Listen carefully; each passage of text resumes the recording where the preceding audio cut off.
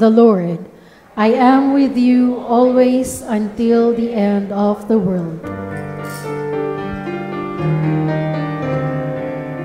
Alleluia, alleluia, alleluia, alleluia,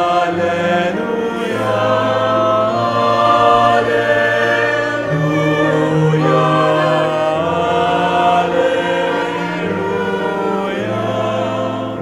alleluia, alleluia.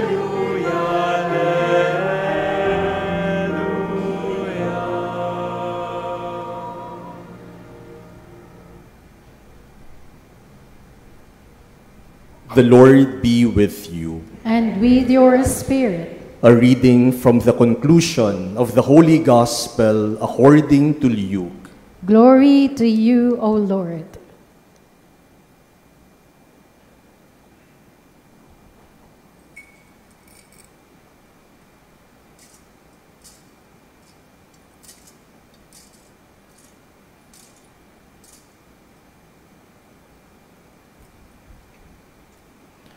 Jesus said to his disciples, "Thus it is written that the Christ would suffer and rise from the dead on the third day, and that repentance for the forgiveness of sins would be preached in his name to all the nations, beginning from Jerusalem. You are witnesses of these things. And behold, I am sending the promise of my Father upon you. But stay in the city until you are clothed with power from on high." Then he led them out as far as Bethany, raised his hands, and blessed them. As he blessed them, he parted from them and was taken up to heaven. They did him homage, and then returned to Jerusalem with great joy. And they were continually in the temple, praising God.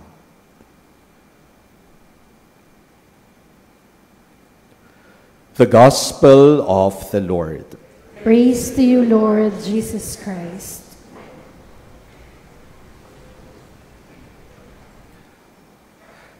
My dear brothers and sisters, there were some sociologists who said that one notable difference between Westerners and Filipinos could be seen in the way we greet each other when we encounter each other, for example, on the road, when we meet each other. Makikita mo daw ang pagkakaiba ng isang Westerner sa Pilipino kung paano tayong magbatian kapag nagkakasalubong tayo. Westerners, when they meet each other, when they come across each other, would usually greet each other by asking, "How are you? How's your day?" Ganyan daw sila magbatian. Mga Westerners, pag nagkita, "Oh, how are you? How's your day?" Pero tayong mga Pilipino, iba daw ang pagbati natin kapag nagkakasalubong tayo.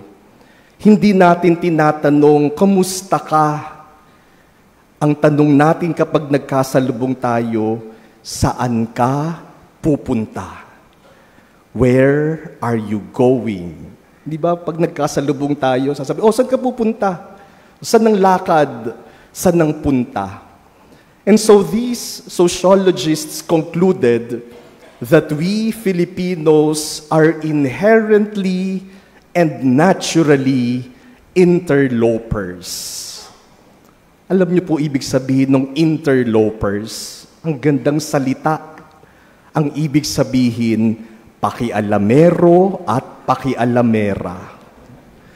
Kapag nasa ibang bansa po kayo at may nakasalubong kayong national nung bansang yun, subukan niyong tanungin, "Hey, where are you going?" Baka masimangutan tayo. Baka sabihin sa atin, "Anong pakialam mo?" Kaya tayo daw mga Pilipino, dahil ang tanong natin palagi, saan ka pupunta? Anong lakad? Saan ang punta? Mga pakialamero at mga pakialamera. Ano nga namang pakialam natin kung saan pupunta? But this is the question that we are asking today as we celebrate the ascension of the Lord. Our question is, where are you going? Saan ka ba pupunta? We ask this question to Jesus. We ask Jesus today, Lord, where are you going? And our readings this Sunday tell us that Jesus is going to heaven. In our first reading and in our gospel, we heard how Jesus, before his disciples, ascended into heaven. And according to St. Paul in our second reading, there in heaven, Jesus sits at the right hand of the Father, and the Father gives him all glory, all power, all authority, and all dominion over all the earth. Where is Jesus going? To heaven. Because he came from heaven, today he returns to heaven. He came from the Father, today he returns to the Father. Jesus goes to heaven because that is the reward of those who are faithful in obeying the Father's will. Lord, where are you going? And Jesus shows us today where he is going, to heaven. But this is also the question to each one of us. Where are you going? Saan kayo pupunta? Baka sagutin niyo ako, Father, mamaya kakain kami. O mamaya pupunta kami sa kaibigan. O mamaya uuwi na kami. I am not really asking a physical destination. When we ask today, where are you going? It means, where is your life going? Where is your life heading to? Saan ba papunta yung buhay mo?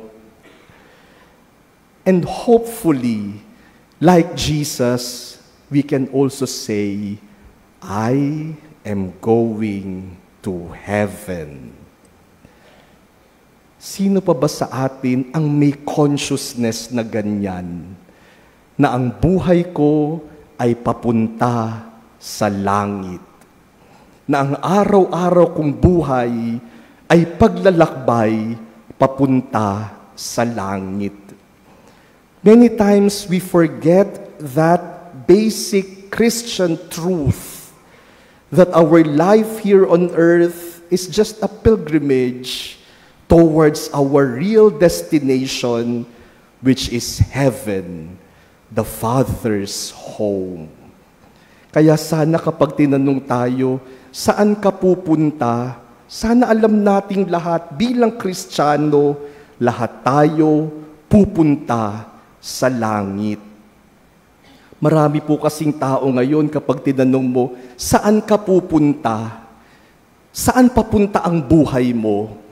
Minsan ang sagot, papunta sa tagumpay. My life is heading to success. Because that is what I want for my life. I want to be successful. Kaya yung buhay ko, papunta sa success. O yung iba, pag tinanong mo, saan papunta ang buhay mo? Sasabihin nila, sa pagyaman, sa pagsikat, sa pagiging popular, sa pagiging makapangyarihan. Because that is their destination. That is what they want for their life. And it is sad that many times that is only our goal. To be successful, to be rich, to be popular, to be powerful, to fulfill our worldly dreams. Yan lang ang gusto nating mapuntahan. It is even sadder that there are people who no longer believe in heaven. Para sa kanila, ang buhay sa mundong ito ay yun na. Pagdatapos ang buhay sa mundong ito, tapos na. Hanggang dito na lang. Ang langit narito sa buhay ngayon. And so they live their lives as though they are going nowhere. Walang patutunguhan yung buhay kasi ang buhay nila tungkol lang sa ngayon at sa dito. They are no longer dreaming of going to heaven because for them, heaven does not exist. My dear brothers and sisters, today's solemnity of the ascension of the Lord tells us Jesus goes to heaven to tell us that that is also our goal. That should also be our destination, to heaven with Jesus and with the Father. And if that is clear to us, if that is in our consciousness, then that will dictate the way we live our lives here on earth. Kung malinaw sa iyo na ang buhay mo ay papunta sa langit, edo yung buhay mo dito sa mundo dapat naka-align dyan sa pangarap na yan, dyan sa destinasyon na yan, papunta sa langit. And so my whole life will always be oriented to my goal, to be in heaven. Every word I say, every action I do, every choice and decision I make will always be aligned by my desire to be in heaven. Bago ako magsasalita, iisipin ko muna, ito bang sasabihin ko magdadala sa akin sa langit?